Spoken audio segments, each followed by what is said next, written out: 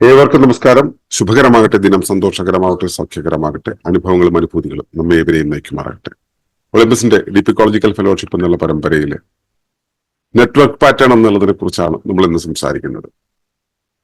അത് പറയുന്നത് ഇവിടെ ഇങ്ങനെയാണ്: network pattern shows how connections shape systems behaviour through interactions. ജാലികാ വിന്യാസം ഒരു വ്യവസ്ഥ അതിന്റെ ഭാഗങ്ങൾ തമ്മിലുള്ള ബന്ധങ്ങളിലൂടെയും ഇടപെടലുകളിലൂടെയും നിലനിൽക്കുന്ന രീതി അഥവാ നിർദ്ധരണിയാണ് ജാലിക വിന്യാസം. ഈ വിന്യാസത്തിൽ വ്യവസ്ഥയുടെ വ്യത്യസ്ത ഘടകങ്ങളെക്കാൾ പ്രാധാന്യം അവയുടെ പരസ്പര ബന്ധങ്ങൾക്കും അത് വ്യവസ്ഥയുടെ പെരുമാറ്റത്തെ എങ്ങനെ സ്വാധീനിക്കുന്നു എന്നതിനുമാണ്. വ്യവസ്ഥയിലെ ഘടകങ്ങൾ നേരിട്ടോ പരോക്ഷമോ ആയി എങ്ങനെ ബന്ധപ്പെട്ടിരിക്കുന്നു എന്നതിനൊപ്പം ഒരു ഭാഗത്തുണ്ടാകുന്ന മാറ്റം മറ്റെന്തിനെയെല്ലാം സ്വാധീനിക്കുമെന്നതും പ്രാധാന്യമർഹിക്കുന്നു. പരസ്പരാശ്രയത്വം, ഫീഡ്ബാക്ക് ലൂപ്പുകൾ, വികേന്ദ്രീകൃതത്വം, അനുരൂപന ശേഷി എന്നിവയെല്ലാം ഈ വിന്യാസത്തിന്റെ പ്രധാന സവിശേഷതകളാണ്. പ്രകൃതിയിലെ ആവാസ വ്യവസ്ഥകൾ, സാമൂഹ്യ മാധ്യമങ്ങൾ, നാഡീജാലിക, ഗതാഗത വ്യവസ്ഥകൾ എന്നിവയൊക്കെ ജാലികാ വിന്യാസത്തിന് പ്രത്യക്ഷ ഉദാഹരണങ്ങളാണ്. ജീവിത വ്യവസ്ഥയിലെ സങ്കീർണത, ബഹുക്രമത, വിവരപ്രവാഹം, കൂട്ടായ പ്രവർത്തനം എന്നിവയൊക്കെ മനസ്സിലാക്കാൻ ജാലികാ വിന്യാസ ബോധ്യം നമ്മെ സഹായിക്കുന്നു. ഇത് പ്രകൃതിയിലും സമൂഹത്തിലും സാങ്കേതിക വിദ്യയിലും കൂടുതൽ നിർദ്ധാരണ ശേഷിയുള്ള പ്രതികരിക്കാൻ കഴിയുന്ന വ്യവസ്ഥകളെ ഉരുവാക്കാൻ സഹായിക്കും. ഇതാണ് നെറ്റ്വർക്ക് പാറ്റേണിനെ കുറിച്ച് നമുക്ക് പറയാനുള്ളത്. നമ്മൾ ഇതിനെ കുറിച്ച് പല ആംഗിളിൽ, പല രീതിയിൽ, പല കാലത്ത് നമ്മൾ ഈ പ്ലാറ്റ്ഫോമിൽ സംസാരിച്ചിട്ടുണ്ട്. അതുകൊണ്ട് തന്നെ സ്ഥിരം കേൾക്കുന്നവർക്ക് ഇതൊരു പുതുമ ഉണ്ടാവില്ല. എങ്കിലും പുതിയ ആളുകൾക്ക് വേണ്ടി ഡിപ്പിക്കോളജിക്കൽ ഫെലോഷിപ്പിന്റെ ആ വഴിയിലൂടെ യാത്ര ചെയ്യുന്നവർക്ക് വേണ്ടിയാണ് ഇത്. അപ്പോ നമ്മൾ സാധാരണ ഒരു വ്യവസ്ഥയെ കാണുന്ന സമയത്ത്, അല്ലെങ്കിൽ ഒരു വസ്തുവിനെ കാണുന്ന സമയത്ത് ആ വസ്തുവിന്റെ ശരീരത്തെ വെച്ച് നമ്മൾ മനസ്സിലാക്കുന്നു, ആ പ്രകടമായ രൂപങ്ങളെ വെച്ച് മനസ്സിലാക്കുന്നു എന്നുള്ളതാണ്. പക്ഷെ ആ വ്യവസ്ഥ നാം കാണുന്നത് തന്നെ ആകണം എന്നില്ല. നമ്മളിപ്പോ ഒരു വ്യക്തിയെ പരിചയപ്പെടുകയാണെങ്കിൽ അയാളുടെ പ്രൈമറി അപ്പിയറൻസ് വെച്ചിട്ട് നമുക്ക് ഒരിക്കലും അയാളുടെ പ്രാധാന്യം മനസ്സിലാക്കാൻ കഴിയില്ല, അയാളുടെ ഗുണം മനസ്സിലാക്കാൻ കഴിയില്ല. അയാളുടെ രൂപം കണ്ടിട്ട് നമുക്ക് ഒരു പ്രൈമറി വാല്യുവേഷൻ നടത്താം. അയാളുടെ ടെമ്പർമെന്റിനെ കുറിച്ച്, അയാളുടെ ബിഹേവിയർ പാറ്റേൺ ഉപയോഗിച്ചിട്ട്, ബോഡി ലാംഗ്വേജ് ഉപയോഗിച്ചിട്ട് ഒരു പ്രൈമറി വാല്യുവേഷൻ നടത്താൻ പറ്റും. അയാളുടെ പേഴ്സണാലിറ്റി ടൈപ്പിനെ നമുക്ക് ഒന്ന് അസസ് ചെയ്യാൻ പറ്റും. അതിനുമപ്പുറത്തേക്ക് അതിന്റെ ക്വാളിറ്റീസ്, അതിന്റെ കേപ്പബിലിറ്റീസ് തുടങ്ങിയ കാര്യങ്ങളെ ഒന്നും നമുക്ക് മനസ്സിലാക്കാൻ കഴിയില്ല. അതിന് കാരണമെന്ന് പറയുന്നത് ആ വ്യവസ്ഥയുടെ ഒരു ബാക്ക്ഗ്രൗണ്ട് എന്ന് പറയുന്നത് ഈ കാണുന്ന കാര്യമല്ല, ഈ കാണുന്ന ഒരു അപ്പിയറൻസ് അല്ല എന്നുള്ളതാണ്. അപ്പോ ഈ ജാലികാ വിന്യാസം എന്ന് പറയുന്നത് എന്താന്ന് വെച്ചാല് അതിന്റെ ഈ പ്രൈമറി ആയിട്ട് നമ്മൾ കാണുന്ന രൂപത്തിനും അപ്പുറത്ത് അതിന്റെ ഘടക ഭാഗങ്ങൾ തമ്മിലുള്ള പരസ്പര ബന്ധം, ഇടപെടലുകൾ എങ്ങനെയാണ്, ഇത് നിലനിൽക്കുന്ന രീതി അഥവാ നിർദ്ധരണിയാണ് ഈ ജാലികാ വിന്യാസം. അതായത് ഒരു സൈക്കിൾ എടുക്കുന്നു എന്നിരിക്കട്ടെ. സൈക്കിൾ പഴയതോ പുതിയതോ, നമുക്ക് പഴയ ഒരു സൈക്കിൾ കണ്ടു, അത് പഴയതാണെന്നുള്ള രീതിയിൽ നമ്മൾ തള്ളിക്കളയാണ്. അത് നമ്മുടെ അപ്പിയറൻസ് വെച്ചിട്ട് തള്ളിക്കളയുന്നത്. പക്ഷെ തള്ളിക്കളയേണ്ടതോ എടുക്കേണ്ടതോ എങ്ങനെയാന്ന് വെച്ച് കഴിഞ്ഞാല്, ഇപ്പോൾ സൈക്കിളിന്റെ ചെയിനും അതിന്റെ ഗിയറുകളും തമ്മിലുള്ള ബന്ധം ഇത് ലൂസ് ആണെങ്കിൽ നമ്മൾ ചവിട്ടിക്കൊണ്ടിരിക്കുമ്പോൾ ചെയിൻ അഴിഞ്ഞഴിഞ്ഞ് പോകും, ചവിട്ടി മുമ്പോട്ട് കൊണ്ടുപോകാൻ കഴിയില്ല. അത് ഒരു ക്വാളിറ്റി ഉള്ള യൂസ്ഫുൾ ആയിട്ടുള്ള ഒരു ഉപകരണമല്ല, ഒരു വ്യവസ്ഥയല്ല. അപ്പോ ആ ചെയിനും അതിന്റെ ഗിയറും തമ്മിൽ പ്രോപ്പർ ആയിട്ടുള്ള ഒരു ബന്ധമുണ്ടായിരിക്കണം. ഒരു വ്യവസ്ഥയുടെ ഘടകങ്ങൾ തമ്മിൽ എത്രത്തോളം കൃത്യമായി കണക്ട് ചെയ്തിരിക്കുന്നു എന്നുള്ളത്, എല്ലാത്തിനും അതിൻ്റെതായ സ്ഥാനമുണ്ട് നമ്മൾ മനസ്സിലാക്കി.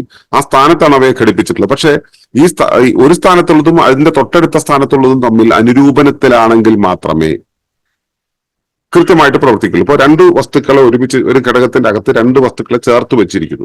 ആ ചേർത്ത് വെച്ചിരിക്കുന്നവ തമ്മിൽ ചേരാൻ പാടില്ലാത്ത രീതിയിൽ ഒരു പാട അതിനകത്ത് ഉണ്ടാക്കി വെച്ചിട്ടുണ്ടെങ്കിൽ, ഉദാഹരണത്തിന് നമ്മുടെ ഡയഫ്രം എന്ന് പറയുന്നത് മേൽപ്പാളികളെയും കീഴ്പ്പാടുകളെയും വെവ്വേറെ നിർത്താൻ വേണ്ടിയാണ് ഡയഫ്രം എന്നുള്ളത് ഇവിടെ നിർത്തിയിട്ടുള്ളത്. ഈ ഡയഫ്രം പൊളിഞ്ഞു പോയിട്ടുണ്ടെങ്കിൽ അതിന്റെ ഇടയിലുള്ള ഇന്ററാക്ഷൻ, അതിനിടയിലുള്ള അങ്ങോട്ടും ഇങ്ങോട്ടും പോകാൻ പാടില്ലാത്തവ അങ്ങോട്ടും ഇങ്ങോട്ടും പോവുകയും വ്യവസ്ഥ തകരാറാവുകയും ചെയ്യും. അതുപോലെ ഘടകങ്ങൾ തമ്മിൽ എങ്ങനെയെല്ലാം ബന്ധപ്പെട്ടിരിക്കുന്നു, അതിന്റെ ഇടപെടലുകൾ, കൊടുക്കൽ വാങ്ങലുകൾ എങ്ങനെയാണ്, ഇടപെടലുകൾ എങ്ങനെയാണ് എന്നുള്ളതിനെ കുറിച്ചുള്ള ആൽഗോരിതമാണ് ഈ ജാലികാ വിന്യാസം എന്ന് പറയുന്നത്. ഈ വിന്യാസത്തിൽ വ്യവസ്ഥയുടെ വ്യത്യസ്ത ഘടകങ്ങളെക്കാൾ പ്രാധാന്യം അവയുടെ പരസ്പര ബന്ധങ്ങൾക്കും അത് വ്യവസ്ഥയുടെ പെരുമാറ്റത്തെ എങ്ങനെ സ്വാധീനിക്കുന്നു എന്നതിനുമാണ്. അതായത് ഈ ഓരോന്നും തമ്മിലുള്ള പരസ്പര ബന്ധം എങ്ങനെയാണെന്നുള്ളതാണ് ഇതിന്റെ ഘടനയെക്കാളും പ്രാധാന്യം.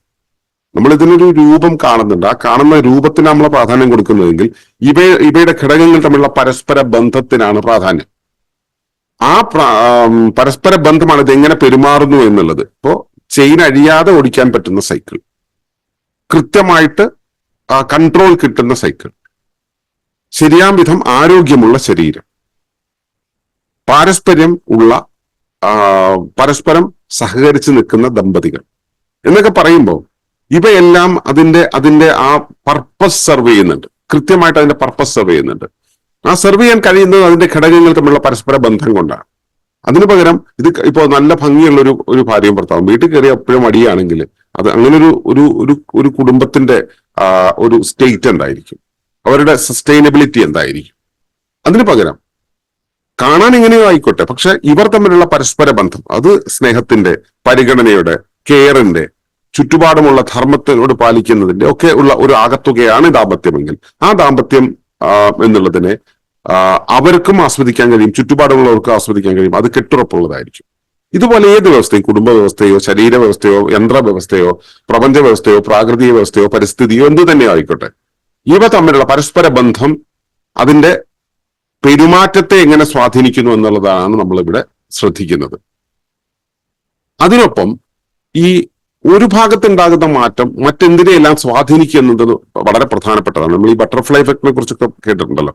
ഇവിടെ ഒരു ചെറിയ ചിത്രശലഭം ചിറകിട്ടടിച്ചു കഴിഞ്ഞാൽ ഭൂമിയുടെ മറുവശത്ത് അവിടെ പ്രക്ഷുബ്ധതകൾ ഉണ്ടാവും, കോളിളക്കം ഉണ്ടാവും എന്നാണ് പറയുന്നത്. എന്ന് വെച്ചാൽ ഇത്തരത്തിലുള്ള ഒരു ജാലികയിലൂടെ കണക്ട് ചെയ്തു വെച്ചിട്ടുള്ള സമയത്ത് ഇവിടുത്തെ ചെറിയൊരു അനക്കം പോലും മറ്റു പലതിനെയും ബാധിക്കും. ഇപ്പൊ ഒരു ചിലന്തി വല ഉണ്ടെങ്കിൽ ചിലന്തി വലയുടെ ഏതെങ്കിലും ഒരു മൂലയ്ക്കിരിക്കുന്ന ചിലന്തിക്ക് ചിലന്തി വലയിൽ കയറി പറ്റിയ ഒരു ജീവിയുടെ സാന്നിധ്യത്തെ അറിയാൻ കഴിയുന്നത് ഇവയെല്ലാം തമ്മിൽ പരസ്പരം ബന്ധപ്പെട്ട് നിൽക്കുന്നതും പരസ്പരം വിനിമയം ചെയ്യുന്നതുമാണ്. തൊട്ടടുത്ത ഒരു കണ്ണിയല്ല, താൻ നിൽക്കുന്നതിന്റെ തൊട്ടടുത്തൊരു കണ്ണിയല്ല അവിടെ ചലിക്കുന്നത്. ഈ ചിലന്തി വലയുടെ വേറെ ഏതോ അറ്റത്തുള്ള ഒരു കണ്ണി ചലിക്കുമ്പോൾ തന്നെ ഈ ചിലന്തിക്ക് അത് മനസ്സിലാവും അവിടെ അങ്ങനെ ഒരു ജീവി വന്നിട്ടുണ്ട്. അതിന് ഈ പ്രദേശം മുഴുവൻ പരന്നു നോക്കേണ്ട കാര്യമില്ല. അതുപോലെ തന്നെയാണ് നമ്മുടെ കാലിന്റെ അറ്റത്ത് ഒരു മുള്ളു കൊണ്ടിട്ടുണ്ടെങ്കിൽ അത് എവിടെയാണെന്ന് കൃത്യമായിട്ട് നമുക്ക് മനസ്സിലാക്കാൻ കഴിയും. അപ്പോ ഈ ഒരു ഭാഗത്തുണ്ടാകുന്ന ഒരു ചലനം ശരീരത്തിന്റെ മറ്റു ഭാഗങ്ങളെ എല്ലാം എങ്ങനെ സ്വാധീനിക്കുന്നു എന്നുള്ളത് വളരെ പ്രധാനപ്പെട്ടതാണ്. അങ്ങനെ സ്വാധീനിക്കണമെങ്കിൽ ഇവയെല്ലാം ശരിയാം വിധം വിന്യസിച്ചിട്ടുള്ള ഒരു വല്ലാത്ത വിനിമയശേഷിയുള്ള ഒരു ജാലിക അല്ലെങ്കിൽ നെറ്റ് ആയി മാറിയിട്ടുണ്ടാവണം. ഈ നെറ്റ്വർക്ക് പാറ്റേണിന്റെ പ്രധാനപ്പെട്ട ചില സവിശേഷതകളാണ്. ഒന്ന്, പരസ്പരാശ്രയത്വം. ഒരു കണ്ണി മറ്റൊരു കണ്ണിയോട് ആശ്രയിച്ചാണ് നിൽക്കുന്നത്, അത് സ്വതന്ത്രമായി നിലനിൽക്കുന്നില്ല. പാരസ്പര്യം എന്നുള്ളത് വല്ലാതെ പ്രധാനപ്പെട്ടതാണ്. അതുപോലെ തന്നെ ഫീഡ്ബാക്ക് ലൂപ്പുകൾ. ഇവിടെ ഒരു ചലനം ഉണ്ടാകുമ്പോൾ അവിടെ എന്ത് മാറ്റം ഉണ്ടാകണം, ഇവിടെ ഒരു കാര്യം നടക്കണമെങ്കിൽ അവിടെ എന്തുണ്ടാവണം, ഇങ്ങനെയുള്ള പരസ്പര ബന്ധമുണ്ട്. അതായത് ഞാൻ ഒറ്റയ്ക്ക് ഒരു തീരുമാനം എടുക്കുക എന്നുള്ളത് ഇൻഡിവിജ്വലിസം ആണ്.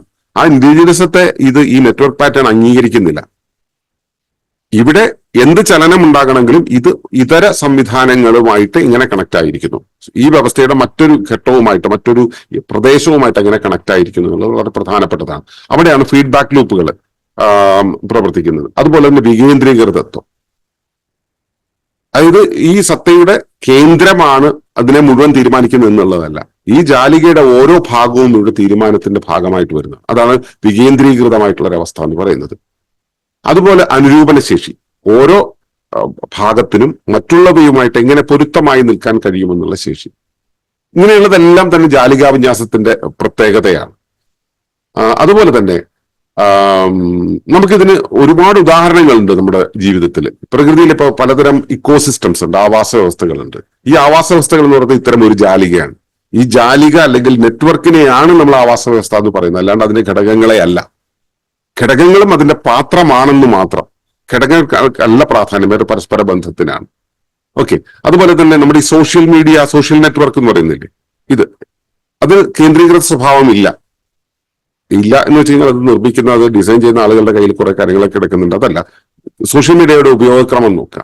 ആ സോഷ്യൽ മീഡിയയുടെ ഉപയോഗക്രമം എന്ന് പറയുന്നത് ഒരു സെൻട്രലൈസ്ഡ് സർവിങ് സിസ്റ്റം ഇല്ല. പകരം അത് പല ഭാഗങ്ങളിലായിട്ടാണ് മാറിക്കിടക്കുന്നത്.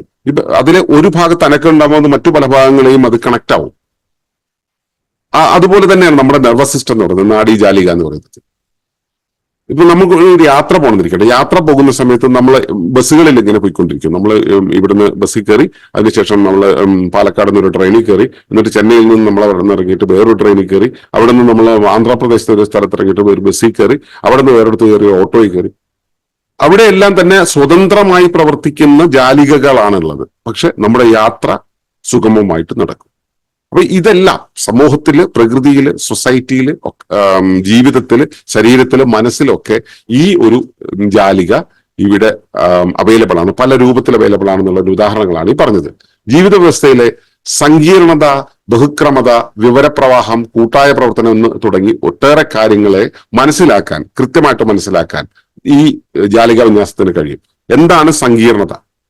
എല്ലാം തമ്മിൽ കണക്ട് ആയി നിൽക്കുന്നു. അതിൽ തന്നെ ബഹുക്രമങ്ങൾ വരുന്നത് ഏത് രൂപത്തിലാണ്, വിവരങ്ങൾ വരുന്നത് എങ്ങനെയാണ് ഈ ഒരുമിച്ച് കളക്റ്റീവ് ആക്ഷൻ ഉണ്ടാവുന്നത് തുടങ്ങി സാമൂഹ്യ ജീവിതത്തില് അല്ലെങ്കിൽ ഒരു വ്യവസ്ഥാ സംവിധാനത്തിൽ എങ്ങനെയെല്ലാം കാര്യങ്ങൾ പ്രവർത്തിക്കുമെന്നത് ബോധ്യപ്പെടുത്താൻ ഈ നെറ്റ്വർക്ക് പാറ്റേൺ നമ്മളെ കൃത്യമായിട്ട് സഹായിക്കുന്നുണ്ട്. ഇത് പ്രകൃതിയിലും സമൂഹത്തിലും സാങ്കേതിക വിദ്യയിലും കൂടുതൽ നിർദ്ധാരണ ശേഷിയുള്ള പ്രതികരിക്കാൻ കഴിയുന്ന വ്യവസ്ഥകളെ ഉരുവാക്കാൻ സഹായിക്കുന്നുണ്ട്. ഈ നെറ്റ്വർക്ക് പാറ്റേണിനെ കുറിച്ചുള്ള നമ്മുടെ അറിവ് സമൂഹത്തില് ഒരുപാട് സാമൂഹ്യ പരിവർത്തനങ്ങൾ കൃത്യമായ രീതിയിൽ നടത്താൻ നമ്മളെ സഹായിക്കും. അതായത് നമ്മളിപ്പോ ഒരു നിർമ്മിതി നടത്തുകയാണ്, അല്ലെങ്കിൽ സാമൂഹ്യ മാറ്റം ഉണ്ടാക്കുകയാണ്, ഒരു പരിഷ്കരണം ഉണ്ടാക്കുകയാണ്, ഒരു നിയമം കൊണ്ടുവരികയാണെങ്കിൽ ഈ ജാലികാ വിന്യാസത്തെ കുറിച്ചുള്ള അറിവ് കൊണ്ടാണ് നമുക്കത് മറ്റു പലതിനെയും ബാധിക്കാതെ സ്വതന്ത്രമായി ഉണ്ടാക്കാൻ കഴിയും എന്നുള്ളൊരവസ്ഥയിൽ നിൽക്കുന്നത്. പലപ്പോഴും ഈ ജാലികാ വിന്യാസം പ്രോപ്പറായിട്ട് പ്രവർത്തിക്കാത്ത ഇടത്തെല്ലാം തന്നെ ഇത് കുഴപ്പങ്ങൾ ഉണ്ടാക്കുന്നുണ്ട്. ഇപ്പോൾ PWDക്കാർ റോഡ് ഇട്ട് പോയി കഴിഞ്ഞാൽ ഉടനെ മറ്റേ വാട്ടർ അതോറിറ്റിക്കാർ വന്ന് റോഡ് കുത്തിക്കയറുന്നത് ഈ ജാലികാ വിന്യാസം കൃത്യമായിട്ട് യൂസ് ആകാത്തത് കൊണ്ടാണ്. അത് കൃത്യമായിട്ട് ഉപയോഗിക്കുകയാണെങ്കിൽ അത്തരം നിയമനിർമ്മാണങ്ങൾ, തീരുമാനങ്ങൾ എടുക്കൽ, പോളിസി മേക്കിംഗ് തുടങ്ങിയെല്ലാം വളരെ കൃത്യമായിട്ട് നടക്കും. അപ്പോൾ ജാലികാ വിന്യാസത്തെക്കുറിച്ചുള്ള അറിവ് സമൂഹത്തിലും അതുപോലെ ടെക്നോളജിയിൽ ഇത് ഉപയോഗിക്കുന്നുണ്ട്, നല്ലപോലെ ഉപയോഗിക്കും. സമൂഹത്തിൽ ഉപയോഗിക്കുന്നത് പോലെ തന്നെ ടെക്നോളജിയിൽ ഉപയോഗിക്കുന്നുണ്ട്. ഇപ്പൊ പുതിയ കാറുകൾ വരുന്ന സവിശേഷത ശ്രദ്ധിച്ചിട്ട്, തനിയെ വീട്ടിലെത്തുന്ന കാറ്, നമ്മൾ കാറിന് ഡെലിവറി ആയി കഴിഞ്ഞിട്ടുണ്ടെങ്കിൽ കാർ നമ്മുടെ വീട്ടിൽ തനിയെ വന്നെത്തുന്ന രീതിയിൽ ടെസ്ല അതിന് വികസിപ്പിച്ചു. എങ്ങനെയാണത് വർക്ക് ചെയ്യുന്നത്? അതിന്റെ എല്ലാ പ്രദേശങ്ങളും, ആ കാറിന്റെ എല്ലാ പ്രദേശങ്ങളും അതിന്റെ പരിസരവുമായിട്ട് നിരന്തര ജാലികയിലാകുന്നത് കൊണ്ടാണ് സാധ്യമാകുന്നത്. അപ്പോ ടെക്നോളജിയിൽ ഇതുപോലെ ഒരുപാട് ഏരിയയിൽ, ടെക്നോളജിയിലെ കാറിന്റെ അല്ലാതെ ഒരുപാട് ഏരിയയിൽ ഇത് ഉപയോഗിക്കുന്നുണ്ട്. ഇത് തന്നെയാണ് പ്രകൃതിയിലെ എല്ലാ സംവിധാനങ്ങളിലും ഉപയോഗിക്കുന്നത്. നമ്മുടെ ശരീരത്തില്, കാട്ടില്, നമ്മുടെ പരിസരത്ത്, കൃഷിയിലും ഒക്കെ ഈ സംഭവം ഉപയോഗിക്കുന്നുണ്ട്. അപ്പോൾ അവിടെയെല്ലാം തന്നെ കൂടുതൽ മെച്ചപ്പെട്ട നിർദ്ധാരണ ശേഷിയുള്ള സംവിധാനങ്ങൾ ഉണ്ടാക്കാൻ ഈ ജാലികാ വിന്യാസം നമ്മളെ സപ്പോർട്ട് ചെയ്യുന്നുണ്ട്. അതുപോലെ തന്നെ പ്രതികരിക്കാൻ കഴിയുള്ള, റെസ്പോൺസീവ് ആയിട്ടുള്ള, നമുക്ക് സാഹചര്യത്തിനനുസരിച്ച് പൊരുത്തപ്പെടാൻ ശേഷിയുള്ള വ്യവസ്ഥകൾ ഉരുവാക്കാൻ സഹായിക്കുന്നുണ്ട്. അപ്പോൾ നെറ്റ്വർക്ക് പാറ്റേൺ എന്ന് പറയുന്നത് നമ്മുടെ എക്സിസ്റ്റൻസിന്റെ ഒരു പ്രധാനപ്പെട്ട സംവിധാനമാണ്. ഇത് ഭൗതിക രൂപത്തെയല്ല, അതിന് പരസ്പര ബന്ധത്തെ, അതിന്റെ ഘടകങ്ങളുടെയും ചുറ്റുപാടിലുമുള്ള ഘടകങ്ങളെയും തമ്മിൽ, ആന്തരിക ഘടകങ്ങളുടെയും പാരിസ്ഥിതിക ഘടകങ്ങളുടെയും പരസ്പരം ഇന്ററാക്ഷൻ, അവ തമ്മിലുള്ള കണക്ഷൻ, ഇവയാണ് ഉദ്ദേശിക്കുന്നത്. അപ്പൊ ഇവയിലൂടെ നിലനിൽക്കുന്ന ആ ഒരു സംവിധാനത്തെയാണ് ജാലികാ വിന്യാസം എന്ന് പറയുന്നത്. അതുവഴി നമുക്ക് ജീവിതത്തെ കൂടുതൽ സമഗ്രമായും കൃത്യമായും മനസ്സിലാക്കാനും ക്രമപ്പെടുത്തുവാനും മുൻപോട്ട് കൊണ്ടുപോകാനും സാധിക്കും. ഈ ബോധ്യം ഉണ്ടെങ്കിൽ മാത്രമാണ് നമുക്കൊരു സാമൂഹ്യ സുസ്ഥിതി ഉണ്ടാക്കാൻ കഴിയുക. ഈ ബോധ്യം ഉണ്ടെങ്കിൽ മാത്രമാണ് നമുക്കൊരു സാമൂഹ്യ നിർമ്മിതി ചെയ്യാൻ കഴിയുക. ഈ ബോധ്യം ഉണ്ടെങ്കിൽ മാത്രമാണ് നമുക്ക് കുടുംബമായിക്കോട്ടെ, വ്യക്തി ജീവിതമായിക്കോട്ടെ, സാമൂഹ്യ ജീവിതമായിട്ട് സുസ്ഥിരമായി മുൻപോട്ട് കൊണ്ടുപോകുന്നത്. അപ്പോൾ ഈ അറിവുണ്ടെങ്കിൽ മാത്രമാണ് ഡീപ്പ് ഇക്കോളജിക്കൽ ഫെലോഷിപ്പിലെ ഒരു വ്യക്തിക്ക് കൃത്യമായി സാമൂഹ്യ വീക്ഷണം നടത്താനും സാമൂഹ്യ നിർമ്മിതി നടത്താനും കഴിയുക എന്നതാണ് ഇവിടുത്തെ ഇതിന്റെ പ്രാധാന്യം. അറിയുക, ബോധ്യപ്പെടുക. അതിലേക്ക് നിങ്ങളുടെ ശ്രദ്ധ ക്ഷണിച്ചുകൊണ്ട് നിർത്തുന്നു. നന്ദി, നമസ്കാരം. ഈ വിഷയം ഇഷ്ടമായെങ്കിൽ ഒന്ന് ലൈക്ക് ചെയ്യുക, കമന്റ് ചെയ്യുക, ഷെയർ ചെയ്യുക. നിങ്ങൾ പ്രകൃതിയെ ഇഷ്ടപ്പെടുന്നുവെങ്കിൽ ഈ ചാനൽ സബ്സ്ക്രൈബ് ചെയ്യുക.